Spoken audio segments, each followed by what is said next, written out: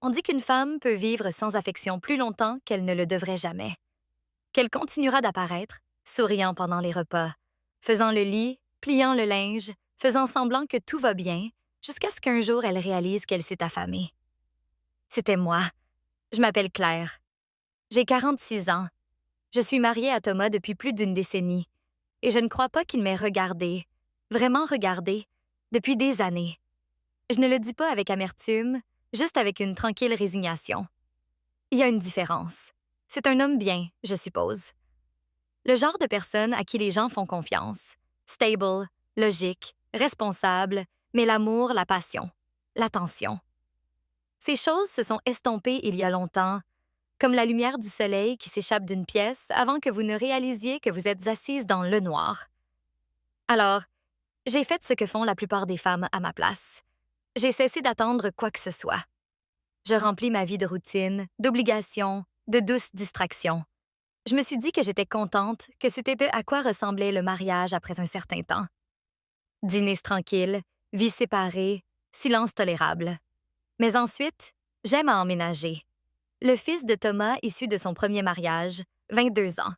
Grand, à la voix douce, poli. Je ne l'avais pas vu depuis des années.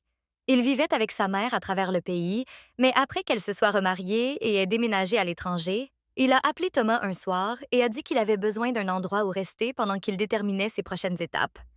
École, travail, il n'était pas sûr. Thomas, toujours pratique, a accepté sans hésitation. Juste le temps qu'il se remette sur pied, m'a-t-il dit par-dessus le bruit de sa brosse à dents électriques, comme si nous discutions d'un robinet cassé. Je n'ai pas argumenté. Je ne le fais jamais. Mais quelque chose a changé le jour où J'aime est arrivé. C'était peut-être la façon dont il me regardait. Non pas avec attente ou jugement, juste avec présence. Comme s'il me voyait même quand je ne voulais pas être vue. Il m'a serré dans ses bras lorsqu'il a franchi la porte. Non par obligation, mais avec chaleur. Il sentait l'océan, le sel, le vent, quelque chose de libre. Et quand il a souri, quelque chose de peu familier a remué lentement dans ma partie centrale. Un clignotement de vie dans un endroit que je croyais éteint depuis longtemps. Cette première semaine, j'ai gardé mes distances. C'était le fils de Thomas, après tout. Mon beau-fils. J'ai préparé des repas, nettoyé la chambre d'amis, tenu des conversations polies. Mais J'aime était différent du garçon dont je me souvenais. Il était observateur, réfléchi, gentil de manière discrète, comme lorsqu'il remplissait mon café sans demander, ou mettait de sa musique en pause quand j'entrais dans la pièce, ou offrait de porter les courses sans qu'on le lui dise. Thomas n'a rien remarqué de tout cela. Bien sûr que non. Il travaillait tard comme toujours. Récemment, c'est comme s'il disparaissait en lui-même dans les emails de travail, les scores sportifs, le bourdonnement des nouvelles du soir. Nos conversations sont maintenant comme des transactions commerciales. As-tu payé la facture? N'oublie pas que la voiture doit être révisée. Nous n'avons plus de détergent. C'est le langage de notre mariage. J'aime cependant parle en silence. Un soir après le dîner, je l'ai trouvé dans la cuisine faisant la vaisselle. Il avait retroussé les manches de son T-shirt, révélant des avant-bras saupoudrés de soleil. J'aurais dû m'éloigner. Au lieu de cela, je suis restée là, appuyée contre le comptoir, comme si c'était la chose la plus naturelle du monde. Tu n'as pas à faire ça, ai-je dit. Il a regardé par-dessus son épaule et a souri. Je sais, j'aime juste aider. Et ce n'était même pas seulement les mots, c'était la façon dont il les disait. Aucune attente, aucun sous-texte, juste la vérité. Je me souviens de la façon dont la lumière de la lampe touchait son profil. La mâchoire forte, les yeux silencieux qui me rappelaient davantage un poète que son père. Il s'est essuyé les mains avec un torchon et s'est tourné pour me faire face entièrement.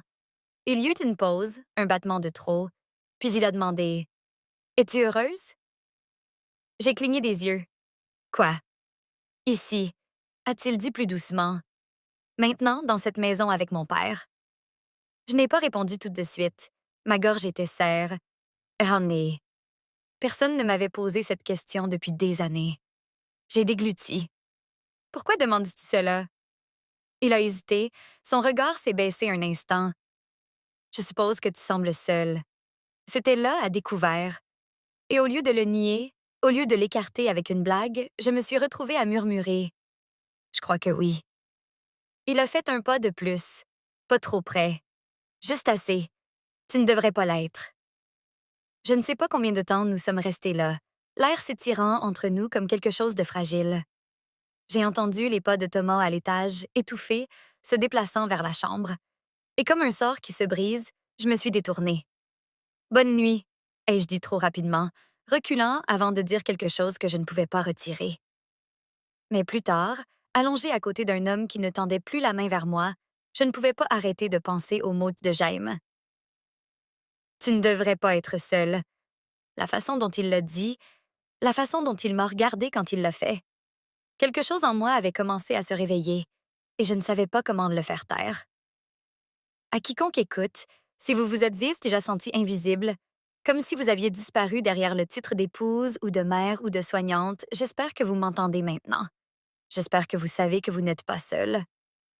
Parfois, le pire genre de silence n'est pas l'absence de son. C'est l'absence d'être remarqué. Et quand quelqu'un vous remarque enfin, cela peut tout changer.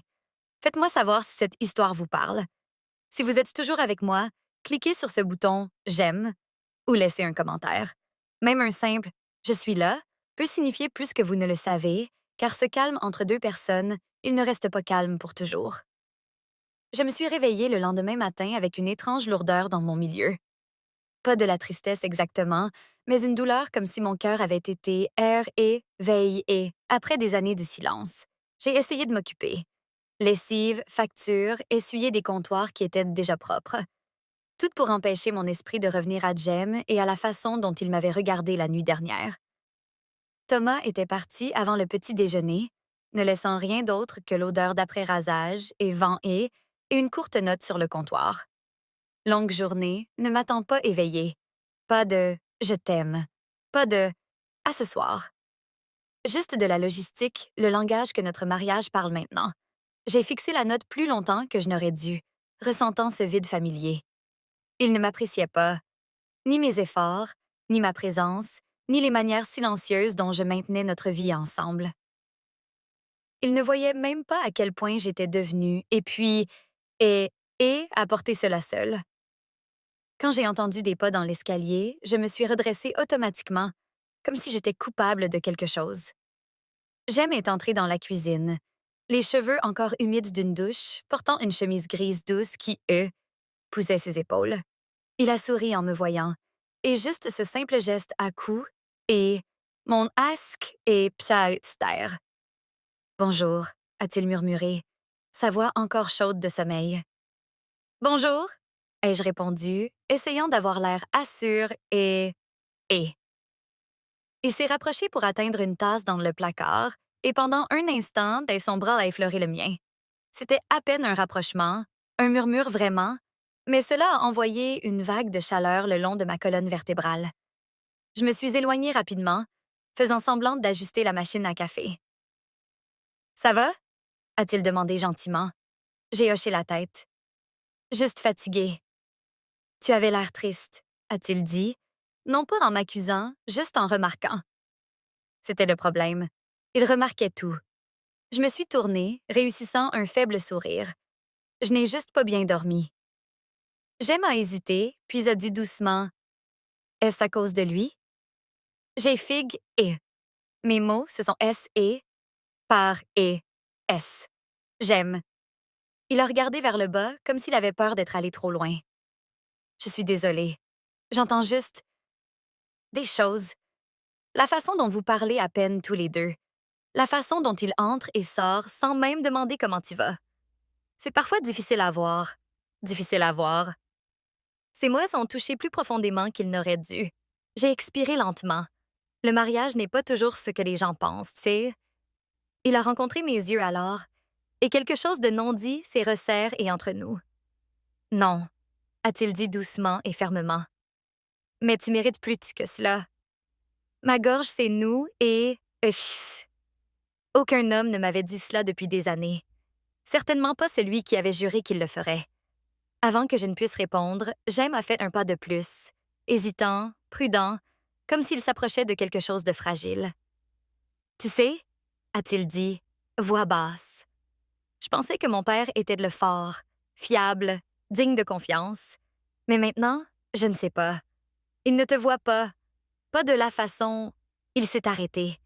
A retenu le reste. Pas de la façon dont je le fais. Je l'ai entendu quand même. L'instant s'est étiré entre nous, chaleureux et dangereux. Je les observe et... Dans mon pouls, dans le petit frémissement sous mes côtes, dans la façon dont je ne bougeais pas, même quand j'aurais dû le faire. Alors instinctivement, j'ai détourné le regard.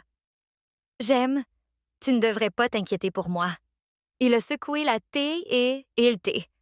Je le fais. Je ne peux pas m'en emper et is cher. Quelque chose en moi s'est fendu à ces mots. Une fracture silencieuse, mais profonde. Nous sommes restés tous les deux là pour un moment qui a semblé une éternité jusqu'à ce que la machine à café sonne fortement, brisant le charme. J'ai reculé. Il a reculé. Le monde a repris sa place. Mais rien n'était vraiment revenu à la normale. Plus tard cet après-midi-là, pendant que je pliais le linge dans le couloir, j'aimais se passer, s'arrêtant en haut des escaliers. Il m'a observé un instant, ce même regard pensif et scrutateur qui agitait quelque chose de profond en moi. « Tu n'es pas seul ici », a-t-il dit doucement. Et puis il est parti, me laissant avec une vérité que je n'étais pas prête à affronter. Une vérité qui deviendrait plus forte chaque jour qu'il restait sous ce toit. La maison semblait différente ce soir-là. C'était peut-être moi. Peut-être que c'était j'aime. Ou peut-être était-ce le silence, plus lourd que d'habitude, bourdonnant de quelque chose que je ne pouvais pas nommer. Thomas a envoyé un message disant qu'il travaillerait tard à nouveau, comme si c'était une nouvelle. Il n'a pas demandé comment s'était passée ma journée. N'a pas demandé si j'avais besoin de quelque chose. Juste une autre nuit seule, écrite entre les lignes. J'étais debout au comptoir de la cuisine à préparer le dîner que personne ne mangerait à l'heure. Le bourdonnement de la cuisinière, le doux crépitement du beurre dans la poêle. Ils auraient dû être réconfortants. Mais au lieu de cela, chaque son semblait amplifié, comme si la maison attendait quelque chose. Puis j'ai entendu des pas. Lents, D, E, lib, E, R, E, S. J'aimais est apparu dans l'embrasure de la porte, une main reposant sur le cadre. Il n'a pas parlé au début. Il m'a juste observé et ce n'était pas la façon dont les gens jettent un coup d'œil à quelqu'un qui cuisine. C'était plus profond, plus concentré, comme s'il mémorise ça a été quelque chose qu'il n'était pas censé faire. « Tu en fais trop », a-t-il murmuré. Finalement, j'ai levé les yeux. « C'est juste le dîner. Ce n'est pas juste le dîner. » Il a ça avancé pieds nus, les yeux chaleureux, trop calme. « Tu fais tout ici. » Il ne le remarque même pas. J'ai serré ma prise sur la spatule. « C'est bon. »« Ça ne l'est pas, » a-t-il dit, plus ferme cette fois. Il te traite comme un son de fond. Les mots ont frappé plus fort qu'ils n'auraient dû. James s'est rapproché, sans envahir, juste assez près pour que je sente le changement dans l'air. Il se tenait à côté de moi, si près que je pouvais percevoir la faible odeur de cèdre sur sa peau. Si près que son épaule a F-R-O-E-L-E, la mienne, lorsqu'il a tendu la main vers un verre. Mon flux d'air s'est coupé. Non par peur, non par surprise, mais par quelque chose de plus vif. Il a remarqué. « Tu es tendu, » a-t-il dit doucement. J'ai essayé d'en rire. Longue journée. Non, sa voix s'est adoucie, mais elle n'a pas perdu sa profondeur. Ce n'est pas la journée, c'est lui. Je n'ai pas répondu. Je n'avais pas à le faire. Jem a pris le verre, là,